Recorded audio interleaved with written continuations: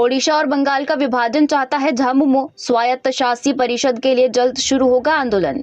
झारखंड मुक्ति मोर्चा पड़ोसी राज्य पश्चिम बंगाल और ओडिशा के कुछ जिलों को छोड़कर स्वायत्त शासी परिषद की मांग कर रहा है। झामुमो जल्द ही इसके लिए आंदोलन शुरू करने की तैयारी में है। झामुमो पश्चिम बंगाल के 4 और ओडिशा के 3 आदिवासी बहुल जिलों को भी मिलाकर एक स्वायत्त शासी परिषद बनाने के लिए संघर्ष और आंदोलन शुरू करने के मूड में है।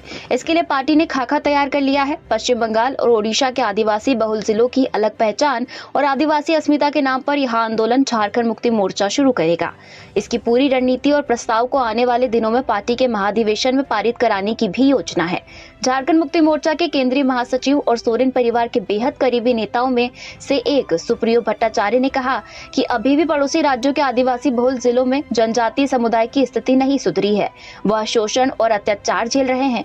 ऐसे में उनकी अस्मिता और पहचान की लड़ाई झामुमो पहले भी लड़ता रहा है और अब ऑटोनोमस काउंसिल बनाने के लिए संघर्ष तेज करेगा।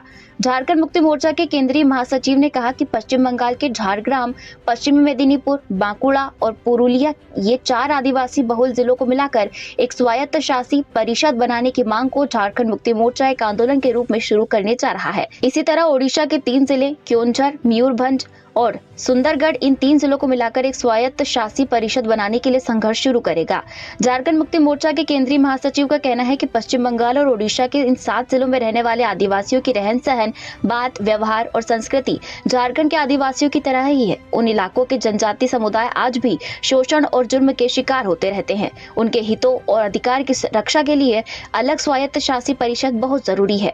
भारत के आदिवासी क्षेत्रों में प्रशासनिक उद्देश्यों के लिए स्थापित वैधानिक निकाय है। ये भारतीय संविधान की 6ठी अनुसूची के अंतर्गत आती है। इसके जरिए आदिवासी समुदाय के लोग खुद के शासन का लाभ उठा सकते हैं और अपनी संस्कृति और परंपराओं का संरक्षण कर सकते हैं। इन परिषदों के पास कुछ मामलों में विधायी, न्यायिक और कार्यकारी शक्तियां भी होती है।